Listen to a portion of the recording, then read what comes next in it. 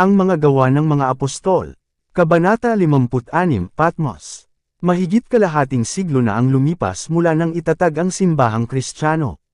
Sa panahong iyon ang mensahe ng Ebanghelyo ay patuloy na sinasalungat. Ang mga kaaway nito ay hindi kailanman nagpapahinga sa kanilang mga pagsisikap, at sa wakas ay nagtagumpay sa pagkuha ng kapangyarihan ng emperador ng Roma laban sa mga Kristiyano. Sa kakilakilabot na pag-uusig na sumunod, malaki ang ginawa ni Apostol Juan upang patunayan at palakasin ang pananampalataya ng mga mananampalataya.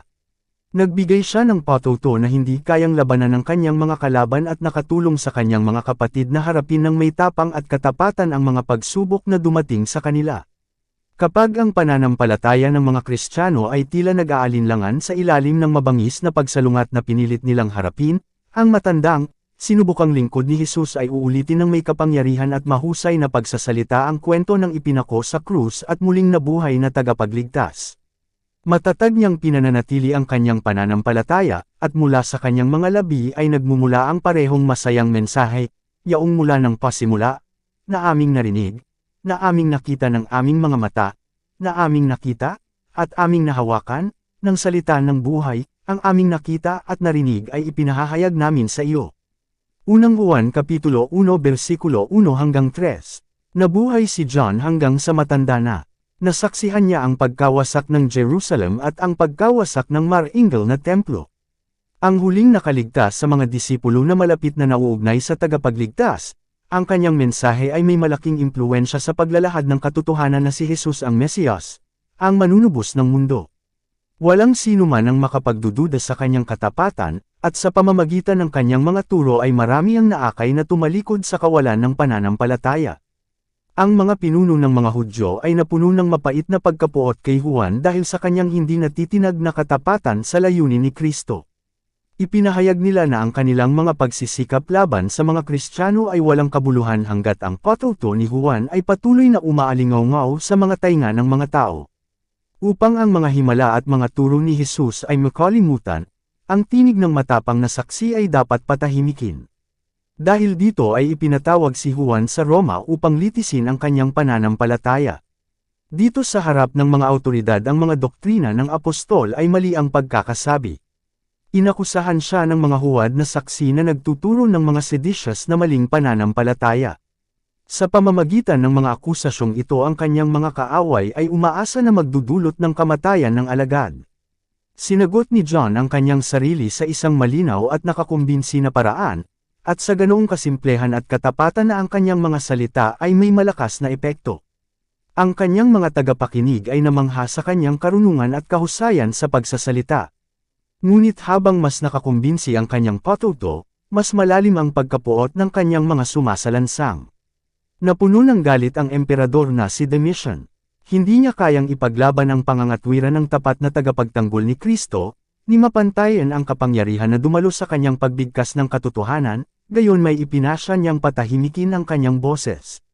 Inihagi si Juan sa isang kaldero ng kumukulong mantika, ngunit iningatan ng Panginoon ang buhay ng kanyang tapat na lingkod, gaya ng kanyang pag-iingat sa 3 Hebreo sa maapoy na hurno. Habang binibigkas ang mga salita, sa gayo'y mapahamak ang lahat ng naniniwala sa manlilinlang na iyon, si Jesu Kristo ng Nazareth. Ipinahayag ni Juan, ang aking guro ay matiyagang nagpasakop sa lahat ng magagawa ni Satanas at ng kanyang mga anghel upang hiyain at pahirapan siya. Ibinigay niya ang kanyang buhay upang iligtas ang mundo. Ako ay pinarangalan na pinahintulutang magdusa para sa kanyang kapakanan. Ako ay isang mahina, makasalanang tao. Si Kristo ay banal, hindi nakakapinsala, walang dungeons. Hindi siya nagkasala, ni nasumpungan man ang dayes sa kanyang bibig. Ang mga salitang ito ay may impluwensya, at si John ay inalis mula sa kaldero ng mismong mga lalaking naghulog sa kanya. Muling bumagsak ang kamay ng pag-uusig sa apostol. Sa utos ng emperador, si Juan ay ipinatapon sa isla ng Patmos, na hinatulan, dahil sa salita ng Diyos, at dahil sa patuto ni Jesu Kristo. Apokalipsis Kapitulo 1 versikulo 9. Dito, naisip ng kanyang mga kaaway, hindi na mararamdaman ang kanyang impluwensya, at sa wakas ay dapat na siyang mamatay sa kahirapan at pagkabalisa. Ang Patmos, isang tigang at mabatong isla sa dagat Aegean, ay pinili ng pamahalaang Romano bilang isang lugar ng pagpapatapon ng mga kriminal, ngunit sa lingkod ng Diyos ang mapanglo na tahanan na ito ay naging pintuan ng langit. Dito, sarado mula sa abalang mga tanawin ng buhay, at mula sa mga aktibong gawain ng mga nakaraang taon, nagkaroon siya ng pagsasama ng Diyos at ni Kristo at ng makalangit na mga anghel, at mula sa kanila ay tumanggap siya ng tagubilin para sa simbahan para sa lahat ng hinaharap na panahon. Ang mga pangyayaring magaganap sa mga huling tagpo ng kasaysayan ng mundong ito ay inilarawan sa harapan niya, at doon ay isinulat niya ang mga pangitaing natanggap niya mula sa Diyos. Nang ang kanyang tinig ay hindi na makapagpatuto sa isa na kanyang minamahal at pinaglingkuran, ang mga mensaheng ibinigay sa kanya sa tigang na baybaying iyon ay lalabas na parang isang lampara na nagniningas, na nagpapahayag ng tiyak na layunin ng Panginoon tungkol sa bawat bansa sa lupa. Sa gitna ng mga bangin at bato ng Patmos, si Juan ay nakipag-isa sa kanyang may lalang. Nirepaso niya ang kanyang nakaraang buhay, at sa pag-iisip ng mga pagpapalang natanggap niya, napuno ng kapayapaan ang kanyang puso. Namuhay siya bilang isang Kristiyano, at masasabi niya ng may pananampalataya, alam nating lumipat na tayo sa buhay mula sa kamatayan. Unang Juan Kapitulo 3 Versikulo 14. Hindi ganoon ang emperador na nagpal-ayos sa kanya, buhay. Unang Juan Kapitulo 3 Versikulo 14. Hindi ganoon ang emperador na nagpal-ayos sa kanya. Maaari lamang niyang lingunin ang mga larangan ng pakikidigma at pagpatay, sa mga tiwangwang na tahanan, sa mga umiiyak na balo at ulila, ang bunga ng kanyang ambisyosong pagnanais na maging kadakilaan. Sa kanyang liblib na tahanan si John ay nakapag-aral ng mas mabuti kaysa dati ang mga pagpapakita ng banal na kapangyarihan na nakatala sa aklat ng kalikasan at sa mga pahina ng inspirasyon. Para sa kanya ay isang kaluguran ng pagninilay-nilay sa gawain ng paglikha at sambahin ang banal na arkitekto. Noong mga nakaraang taon, ang kanyang mga mata ay sinalubong ng tanawin ng mga burol na nababalutan ng kagubatan, mga luntiang lambak, at mabungang kapatagan, at sa kagandahan ng kalikasan ay kailanman naging kaluguran niya na matuntan ang karunungan at kasanayan ng lumikha. Napapaligiran na siya ngayon ng mga eksena na para sa marami ay magmumukhang madilim at hindi kawili-wili, ngunit kay John ito ay iba. Bagamat ang kanyang paligid ay maaaring maging tiwangwang at baog, ang bughaw na langit na nakayuko sa kanya ay kasing liwanag at kaganda ng kalangitan sa itaas ng kanyang minamahal na Jerusalem. Sa ligaw, masungit na mga bato, sa mga misteryo ng kalaliman, sa mga kaluwalhatian ng kalawakan, binasa niya ang mahahalagang aral. Lahat ay nagdala ng mensahe ng kapangyarihan at kaluwalhatian ng Diyos. Sa buong paligid niya ang apostol ay nakakita ng mga saksi sa bahal na bumaha sa lupa dahil ang mga naninirahan ay nagsumikap na labagin ang batas ng Diyos. Ang mga batong inihagis mula sa malaking kalaliman at mula sa lupa sa pamamagitan ng pagbuga ng tubig, ay malinaw na nagdala sa kanyang isipan ang mga kakilabutan ng kakilakilabot na pagbubuhos ng puot ng Diyos. Sa tinig ng maraming tubig, malalim na tumatawag hanggang sa malalim, narinig ng propeta ang tinig ng lumikha. Ang dagat, na hinampas sa matinding galit ng walang awa na hangin, ay kumakatawan sa kanya ng galit ng isang nasaktang Diyos. Ang malalakas na alon, sa kanilang kakilakilabot na kaguluhan, na pinigilan sa loob ng mga limitasyon na itinakda ng isang di nakikitang kamay, ay nagsalita tungkol sa kontrol ng isang walang katapusang kapangyarihan. At sa kabaligtaran ay napagtanto niya ang kahinaan at kamangmangan ng mga mortal, na, bagamat mga uod ng alabok, ay nagmamapuri sa kanilang inaakalang karunungan at lakas, at itinalaga ang kanilang mga puso laban sa pinuno ng sansinukob, na parabang ang Diyos ay katulad ng kanilang sarili. Sa pamamagitan ng mga bato ay naalala niya si Kristo, ang bato ng kanyang kalakasan, na sa kanyang kanlungan ay maaari siyang magtago ng walang takot. Mula sa ipinatapon na apostol sa mabatong Patmos ay umahan ang pinakamaalab na pananabik ng kaluluwa sa Diyos, ang pinakamataimtim na mga panalangin. Ang kasaysayan ni Juan ay nagbibigay ng isang kapansin-pansing paglalarawan ng paraan kung paano maaaring gamitin ng Diyos ang matatandang manggagawa. Nang si Juan ay ipinatapon sa Isle of Patmos, maraming nag-aakalang siya ay lampas na sa serbisyo, isang luma at belang tambo, na handang mahulog anumang oras. Ngunit nakita ng Panginoon na angkop na gamitin pa rin siya. Bagaman pinalayas mula sa mga eksena ng kanyang dating paggawa, hindi siya tumigil sa pagpapatutuo sa katotohanan. Maging sa Patmos ay nakipagkaibigan siya at nagbalik loob. Ang kanya ay isang mensahe ng kagalakan, na nagpapahayag ng nabuhay na mag-uling tagapagligtas na sa kaitaasan ay namamagitan para sa kanyang mga tao hanggang sa siya ay bumalik upang dalhin sila sa kanyang sarili. At pagkatapos na tumanda si John sa paglilingkod sa kanyang Panginoon ay nakatanggap siya ng mas maraming komunikasyon mula sa langit kaysa sa natanggap niya sa lahat ng nakaraang taon ng kanyang buhay. Ang pinakamagiliw na paggalang ay dapat na pahalagahan para sa mga taong ang interes sa buhay ay nakatali sa gawain ng Diyos. Ang matatandang manggagawang ito ay nanindigan ng tapat sa gitna ng bagyo at pagsubok. Maaaring mayroon silang mga kahinaan, ngunit nagtataglay pa rin sila ng mga talento na nagbibigay karapat-dapat sa kanila na tumayo sa kanilang lugar sa layunin ng Diyos.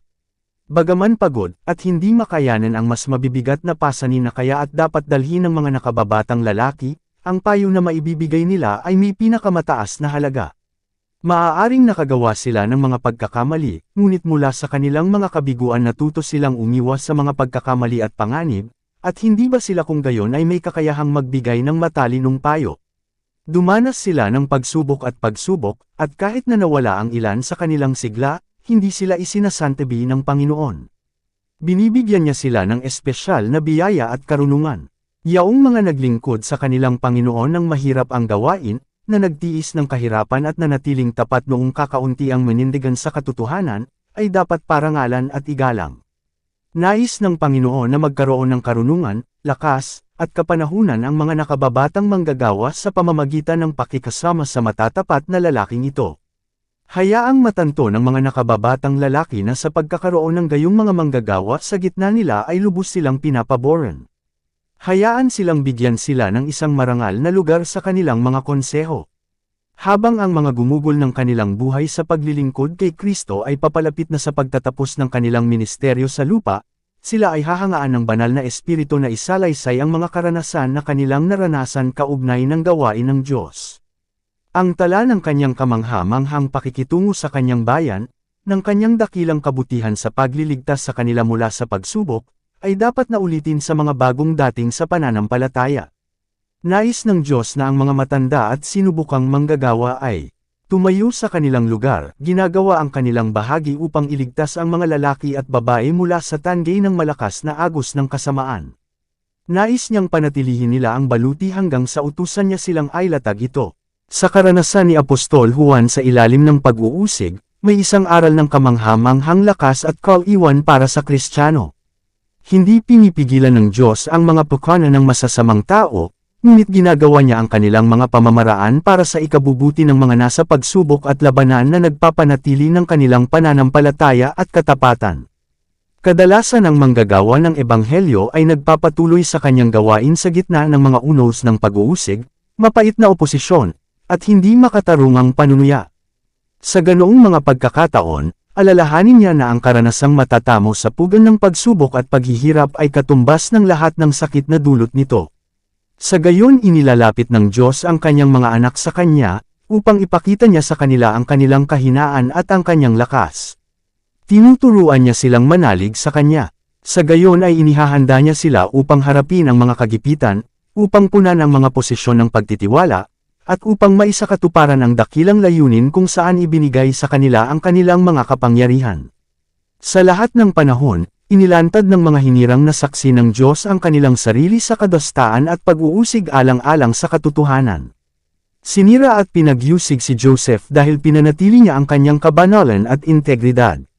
Si David, ang piniling sugo ng Diyos, ay tinugis na parang hayop na mandaragit ng kanyang mga kaaway.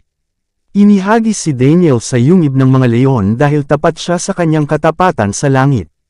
Si Job ay pinagkaita ng kanyang makamundong mga ari-arian, at labis na naghihirap sa katawan na siya ay kinasusuklaman ng kanyang mga kamag-anak at mga kaibigan, gayunman, napanatili niya ang kanyang integridad. Hindi napigilan ni Jeremias na sabihin ang mga salita na ibinigay sa kanya ng Diyos upang sabihin, at ang kanyang patuto ay labis na nagpagalit sa hari at mga prinsipe na siya ay itinapon sa isang kasuklam-suklam na hukay. Si Esteban ay binato dahil ipinang-aral niya si Kristo at siya ay ipinako sa krus. Si Pablo ay ikinulong, pinalo ng mga pamalo, binato, at sa wakas ay pinatay dahil siya ay isang tapat na mensahero ng Diyos sa mga hentil. At si Juan ay itinapon sa Isle of Patmos, para sa salita ng Diyos, at para sa patuto ni Hesukristo. Ang mga halimbawang ito ng katatagan ng tao ay nagpapatutuo sa katapatan ng mga pangako ng Diyos, ng kanyang nananatili na presensya at nagpapanatili ng biyaya. Pinatututuhanan nila ang kapangyarihan ng pananampalataya na mapaglabanan ang mga kapangyarihan ng mundo. Gawain ng pananampalataya ang magpahinga sa Diyos sa pinakamadilim na oras, na madama, gaano man kalubha ang pagsubok at bagyo, na ang ating Ama ang namumuno. Ang mata ng pananampalataya lamang ang maaaring tumingin sa kabila ng mga bagay ng panahon upang matansya ng tama ang halaga ng walang hanggang kayamanan. Hindi inihaharap ni Jesus sa kanyang mga tagasunod ang pag-asa na makamit ang makalupang kaluwalhatian at kayamanan, na mamuhay ng walang pagsubok. Sa halip ay tinawag niya sila na sumunod sa kanya sa landas ng pagtanggi sa sarili at pagsisi. Siya na naparito upang tabyusan ang mundo ay sinalungat ng nagkakaisang puwersa ng kasamaan. Sa isang hindi nakaawang samahan, ang masasamang tao at masasamang anghel ay naghanda ng kanilang mga sarili laban sa prinsipe ng kapayapaan. Ang kanyang bawat salita at gawa ay nagpahayag ng banal na habag, at ang kanyang hindi pagkakatulad sa mundo ay nagbunsod ng pinakamapait na puot. Gayon din ang mangyayari sa lahat ng mamumuhay ng may kabanalan kay Kristo Jesus. Ang pag-uusig at panunuya ay naghihintay sa lahat na puspos ng Espiritu ni Kristo. Ang katangian ng pag-uusig ay nagbabago sa panahon, ngunit ang prinsipyo, ang espiritong pinagbabatayan nito, ay siya ring pumatay sa mga pinili ng Panginoon mula pa noong mga araw ni Abel. Sa lahat ng panahon, inusig ni Satanas ang mga tao ng Diyos. Pinahirapan niya sila at pinatay, ngunit sa pagkamatay sila ay naging mga mananakop. Sila ay nagpatutuo sa kapangyarihan ng isang mas makapangyarihan kaysa kay Satanas. Maaaring pahirapan at papatayin ng masasamang tao ang katawan, ngunit hindi nila mahawakan ang buhay na nakatago kasama ni Kristo sa Diyos. Maaari nilang aipakulong ang mga lalaki at babae sa mga pader ng bilangguan, ngunit hindi nila maigapos ang espiritu. Sa pamamagitan ng pagsubok at pag-uusig ang kaluwalhatian, ang katangian, ng Diyos ay nahayag sa kanyang mga pinili. Ang mga mananampalataya kay Kristo, na kinasusuklaman at pinag-uusig ng sanlibutan, ay tinuruan at dinidisiplina sa paaralan ni Kristo. Sa lupa ay lumalakad sila sa makipot na landas, sila ay dinadalisay sa pugan ng kapigatian. Sinusundan nila si Kristo sa pamamagitan ng matinding mga labanan, tinitiis nila ang pagtanggi sa sarili at nakakaranas ng mapait na pagkabigo, ngunit sa gayon sila ay natututo ng pagkakasala at kabihan ng kasalanan, at kanilang tinitingnan ito ng may pagkasuklam. Palibhasa'y nakikibahagi sa mga pagdurusa ni Kristo, maaari silang tumingin sa kabila ng karimlan tungo sa kaluwalhatian, na sinasabi, inaakala kong ang mga pagdurusa sa kasalukuyang panahon ay hindi karapat-dapat na ihambing sa kaluwalhatiang mahahayag sa atin. Dito nagtatapos ang Kabanata 56. Para updated ka sa susunod na kabanata, ay huwag kalimutang mag-subscribe, mag-follow at mag-share sa ating channel Renilab TV. Maraming salamat po.